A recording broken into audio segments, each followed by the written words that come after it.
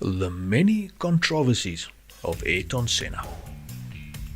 If you're older than the average part-time, I only support Max, haven't watched a whole race, only follow the sport through Drive to Survive fan, you don't only know who Ayrton Senna is, but you also remember how extremely controversial he used to be.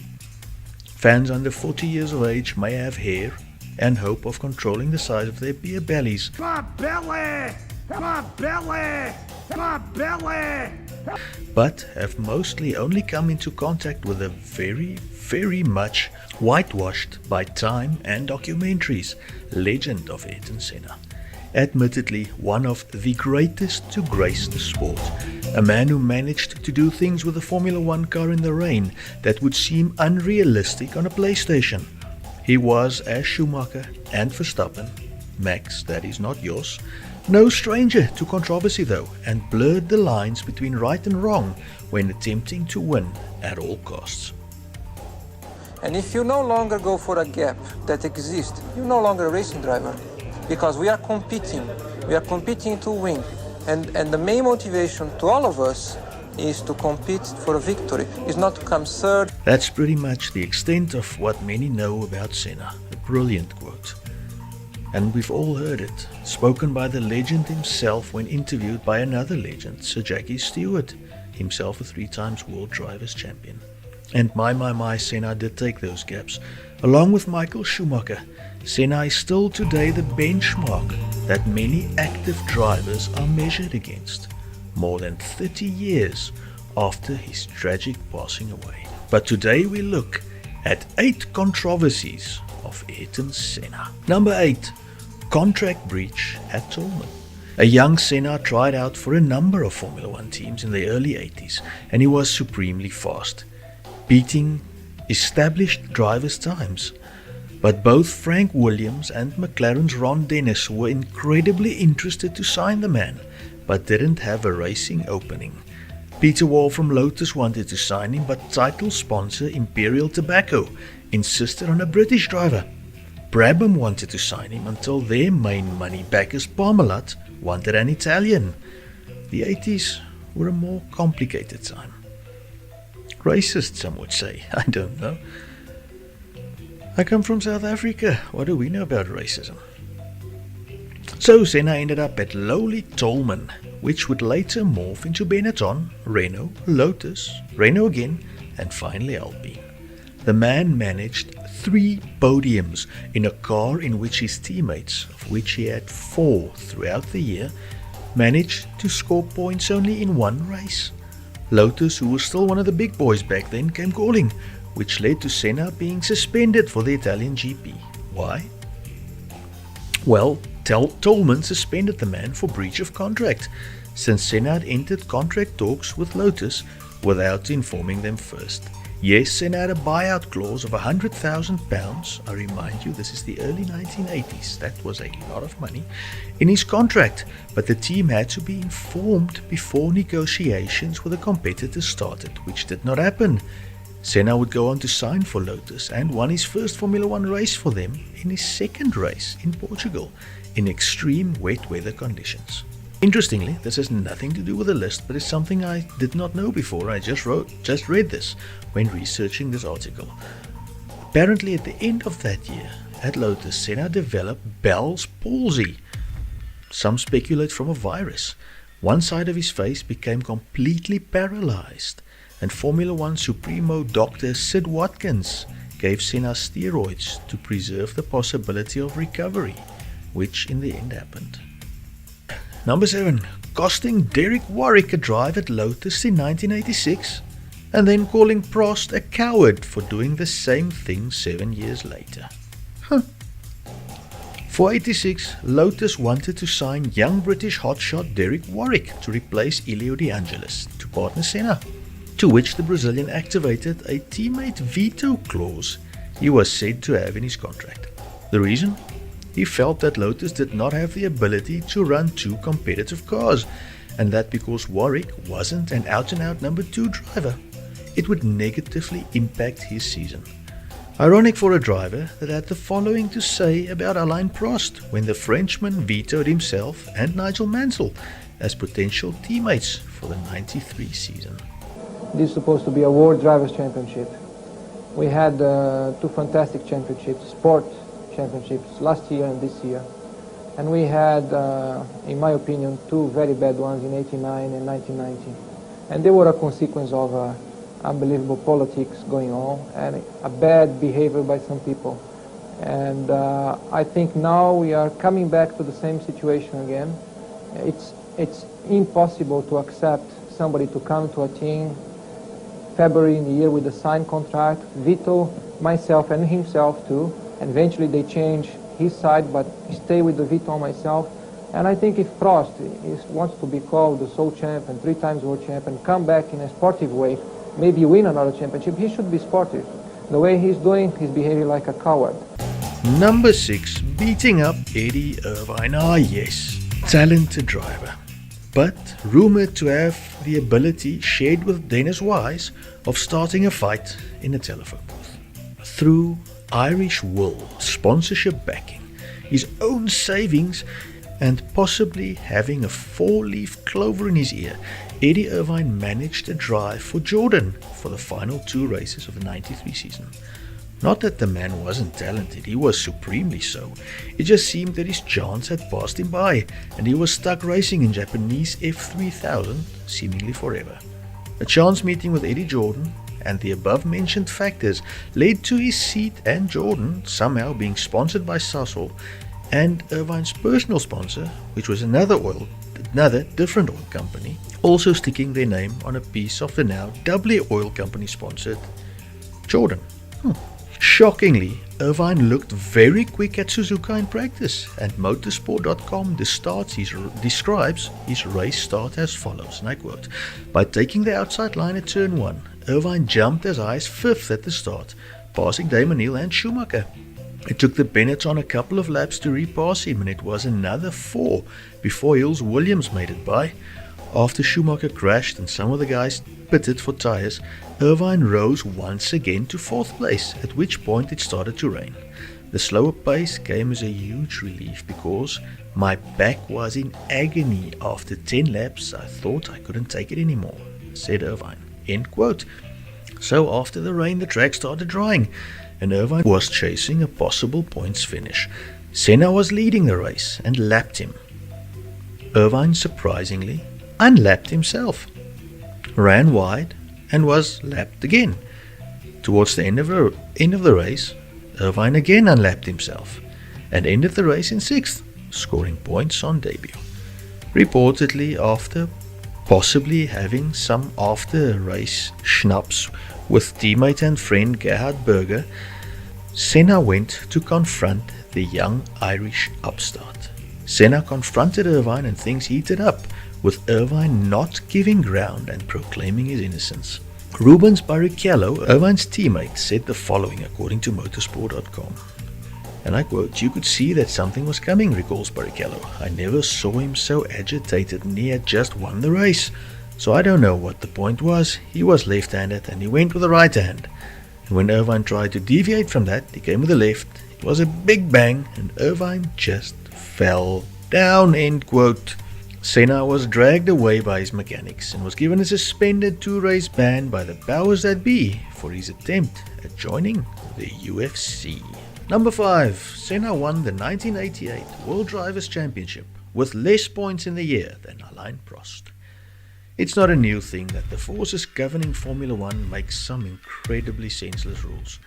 In the 1988 World Drivers' Championship, raced over 16 races, Ayrton Senna scored 94 points, while teammate Alain Prost, over 16 races, scored 105 points. Yet Senna won the title. The reason? A very stupid rule.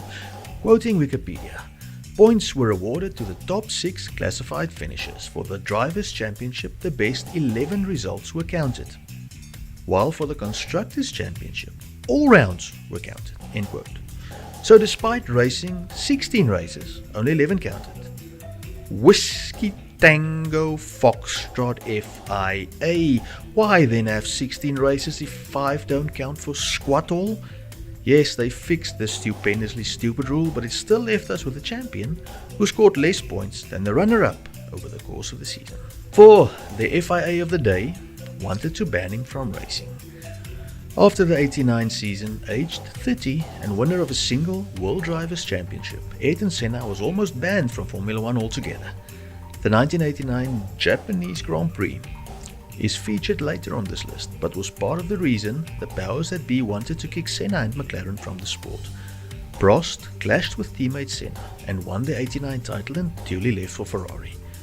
The FIA's forerunner, called FISA, backed Prost and disqualified Ayrton from the Japanese Grand Prix.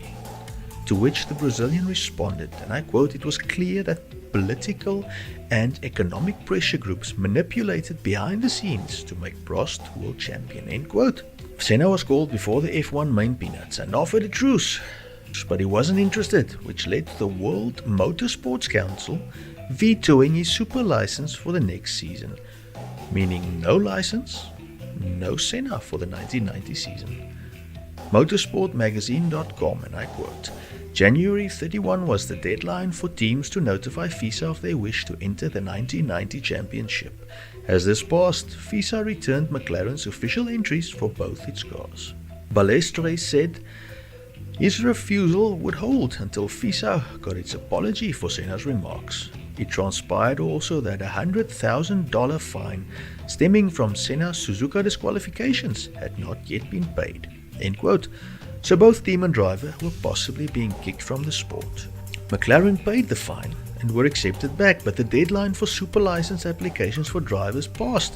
FISA released an official drivers list showing McLaren being piloted by Gerhard Berger and Jonathan Palmer.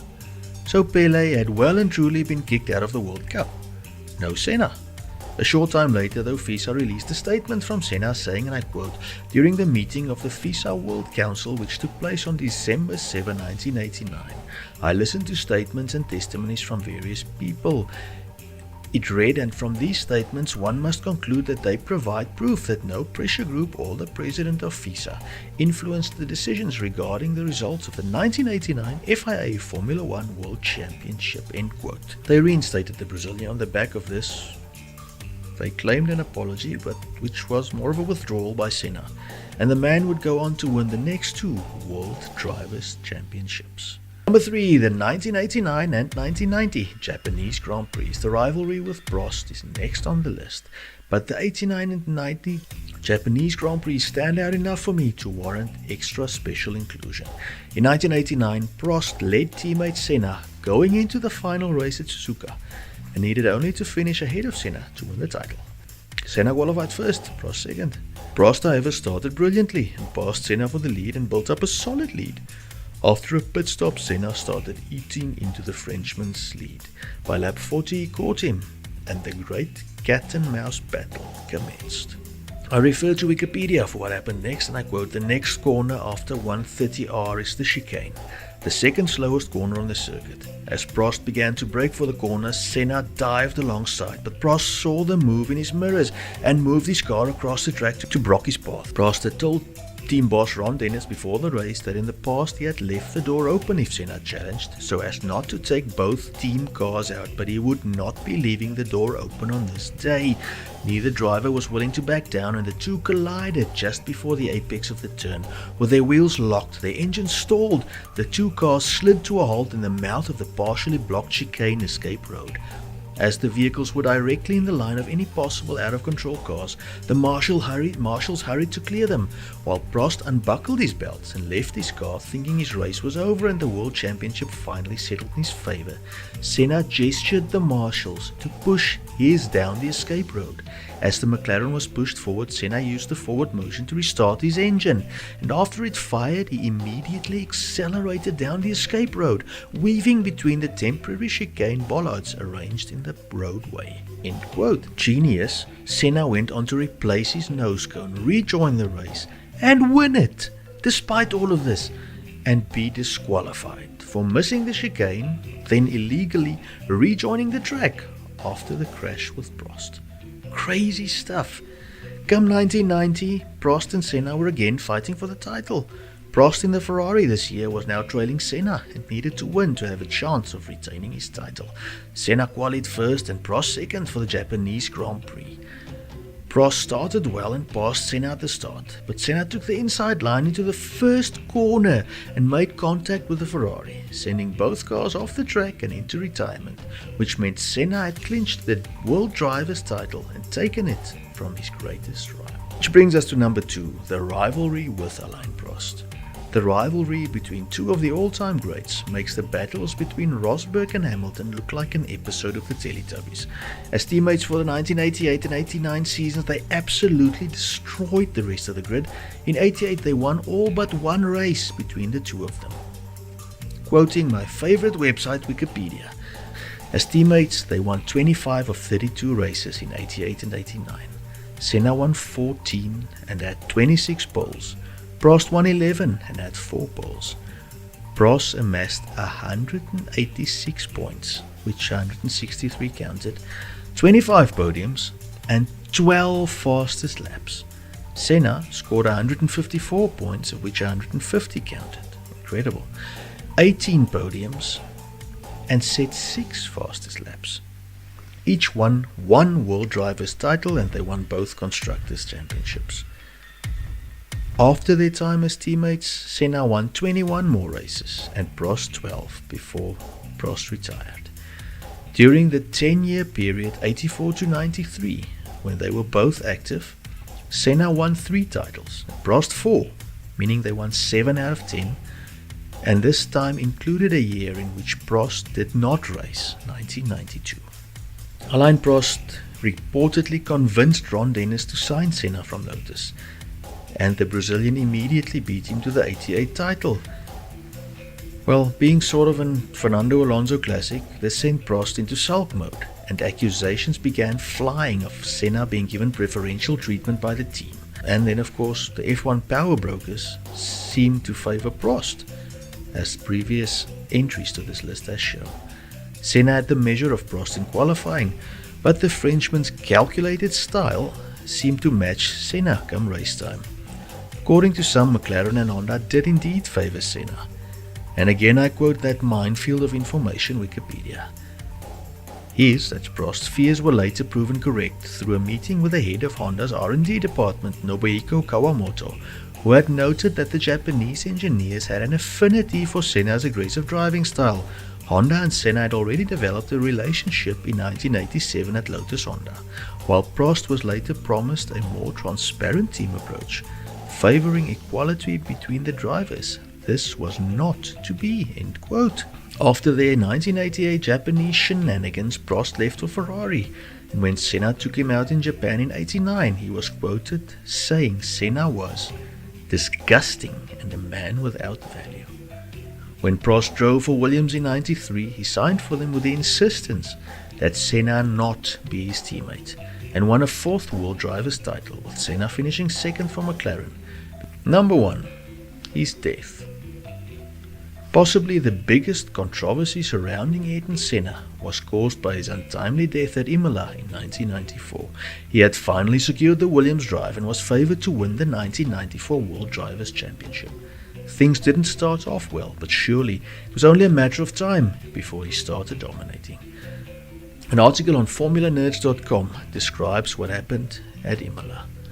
During lap 7 at the Tamburello corner, Senna's Williams left the racing line and ran off the track, colliding with an unprotected concrete barrier. Telemetry data shows Senna braking hard but impacting the wall at 131 miles per hour. The front wheel and nose cone were torn off before the car came to a halt.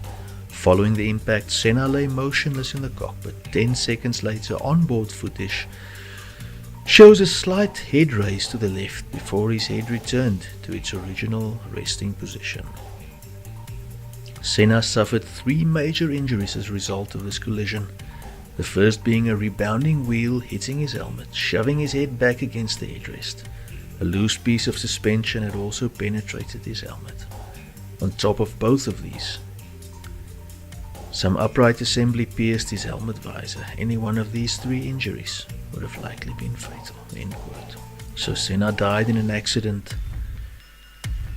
But there were conspiracy theories started immediately. Williams Formula One was actually involved in a manslaughter case because of the incident. Adrian Newey, designer of the car, said, "The honest truth is that no one will ever know exactly what happened. There's no doubt the steering column failed, and the big question was whether it failed in the accident or did it cause the accident.